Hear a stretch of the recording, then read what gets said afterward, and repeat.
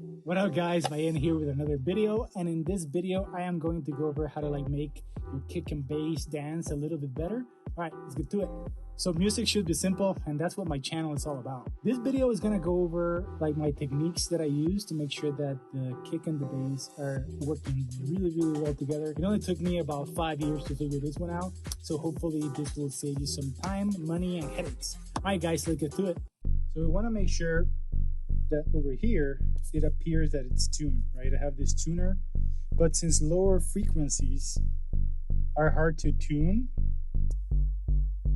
we're gonna bring it up, right? So we want to make sure that this one's in G. Okay, so one thing that you want to do at all times is whenever you're working with analog gear, make sure that you tune your synths. So now we can bring that an octave down.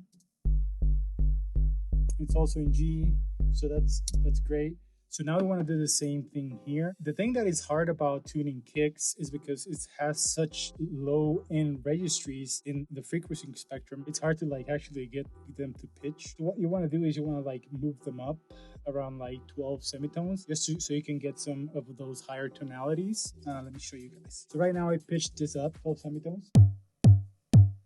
So it's also hitting at G. So right now we're going to record this into Logic, and then we're gonna get them both dancing together, and then I'm also going to run an example on an actual software synth. So the cool thing right now, right, is that the first part of the battle is won. Both bass and kick are tuned together. So let's move into Logic and let's start recording. So this is kind of a fast bass line.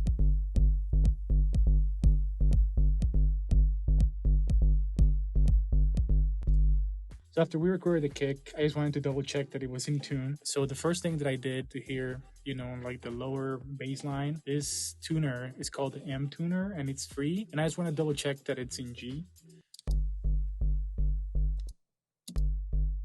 Now let's go and double check with the kick. So kind of interesting. Something must have happened when it was getting recorded, or maybe I did not tune it right in my analog rhythm. The way to do this, right, just go over here in Logic, and I'm assuming that you can do this in any other DAW as well. And we are going to transpose it 1 semitone. It was a G sharp, and then we just tune it down 1, and that's gonna be G, right? So now that they are in the same harmonic range, they're gonna play really well together, right? So it's building a house, so we're building the foundation, right? So this is probably one of the most important things that you can do after you're done with your jam session and everything, and you record things in. Make sure that everything is lining up in that harmonic range regarding the kick and the bass. The other thing that I want to double check, I want to make sure that everything that I recorded is in mono. When you're using a modular, it might fluctuate the transients, and they might go, they might spread out a little bit depending on what you're using. So I want to go ahead and hear that everything is in mono regarding the low end. So this is for sure hitting right there.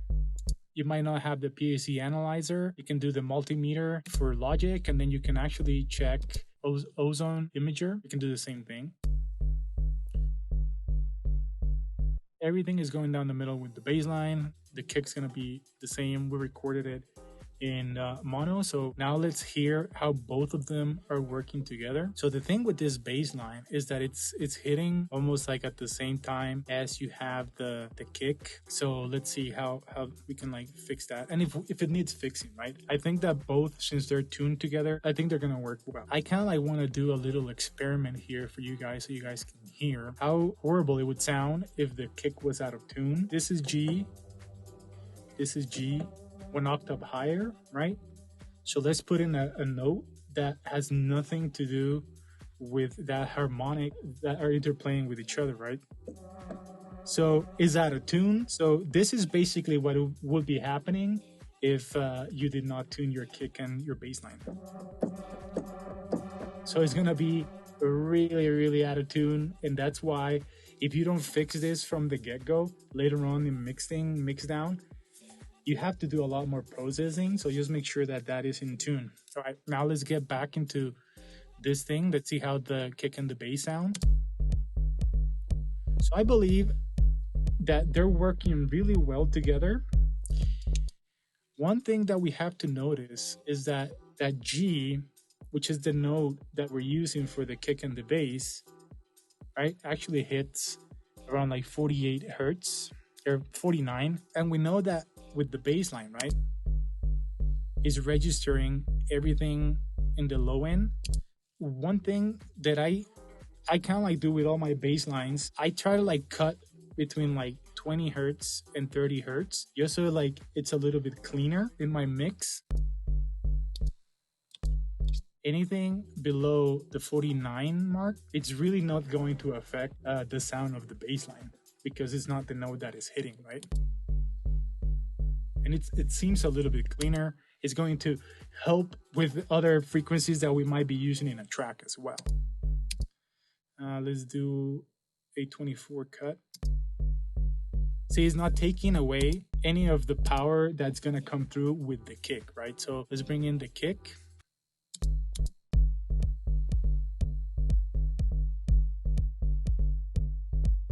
So I honestly like how things are sounding right now. The kick's coming through really well, but as you guys can see right here, I'm gonna take this out. The kick is pretty much hitting in the same area as the bass line, and especially like at the end of the bass line when it drops. So like right here, you know, even though like they're tuned and we took out some bottom end, I think that the kick could benefit in this situation for some side chaining. I'm gonna show you another scenario where like we're not gonna use side chain because it doesn't even matter once you have everything tuned. In this case, yes, we could benefit from side chain, right? Even though like the kick's coming through pretty well.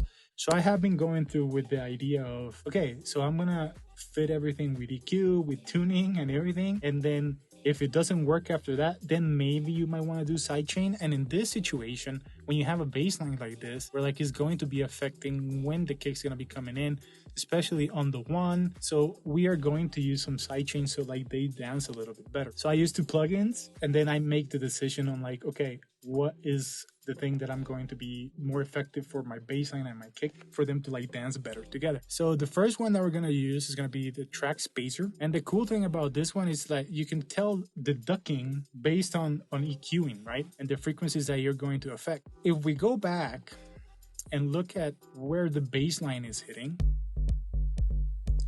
so like if we look at it right here around 300 hertz, that's where like the big chunkiness is coming.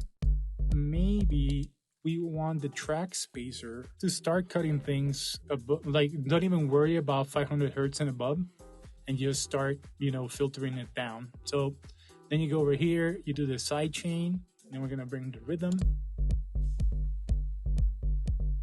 And we're going to have a listen to see if it actually like affects the bass line and the kick in a good way to make them both dance really cool, right? Let's bring it all the way down. It's not going to be affecting anything. See, once you do side chaining, it also kind of like kills the vibe of the bass line, so you don't want to overdo that at all. You just want to like let it breathe just a little bit.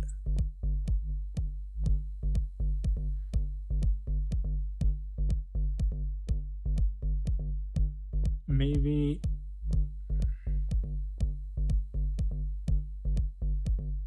I'm gonna keep it like around like maybe like around like 150. Let me go and see the kick.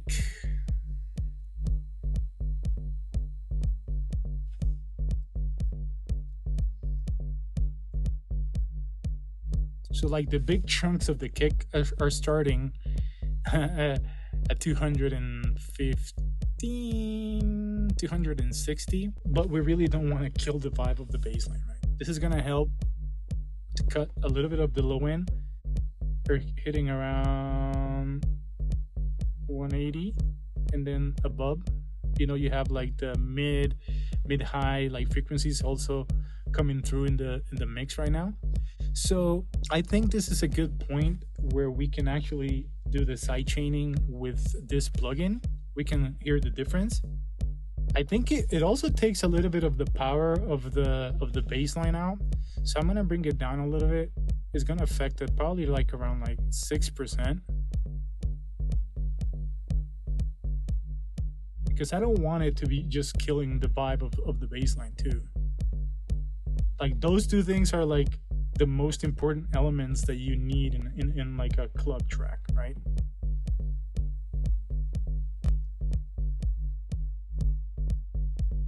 I like it. I like around like 4%. The reason why I don't use it with a compressor is because the compressor is also going to affect the main sound that was created with the modular. It changes the sound.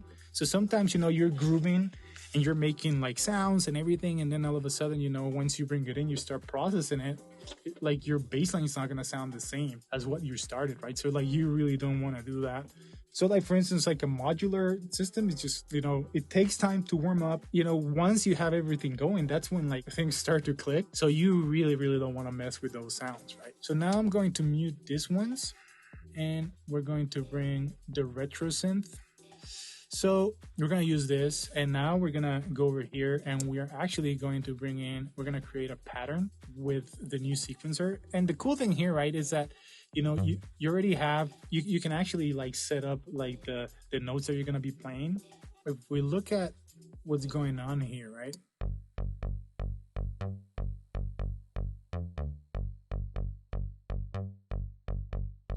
Let's go ahead and bounce this out so you guys can see.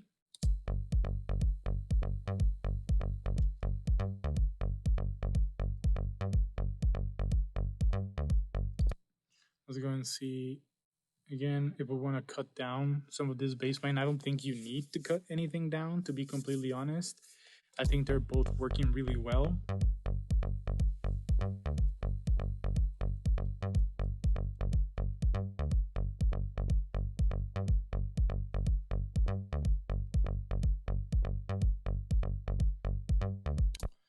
So that is kind of fun to think about, right? Because you don't even have to do any EQing to this bass line if you're happy with the main sound that's going on.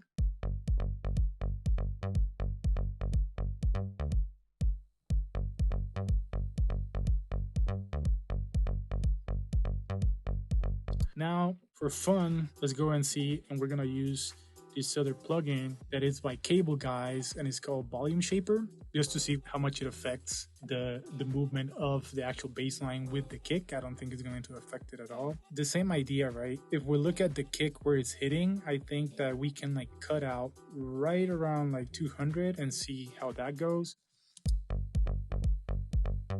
It's just cutting just a little bit, so it's just a little bit tucked in. But if you look at the tail, it's like, it's not even worth doing sidechain, right? So just because you hear that sidechain is something that you have to do, not every bass line needs sidechaining. So if you guys enjoyed this video, here are some other videos. There is the one how to like get punchy kicks. And if you really enjoyed my channel, please hit the bell and click subscribe, and see you next week. Peace.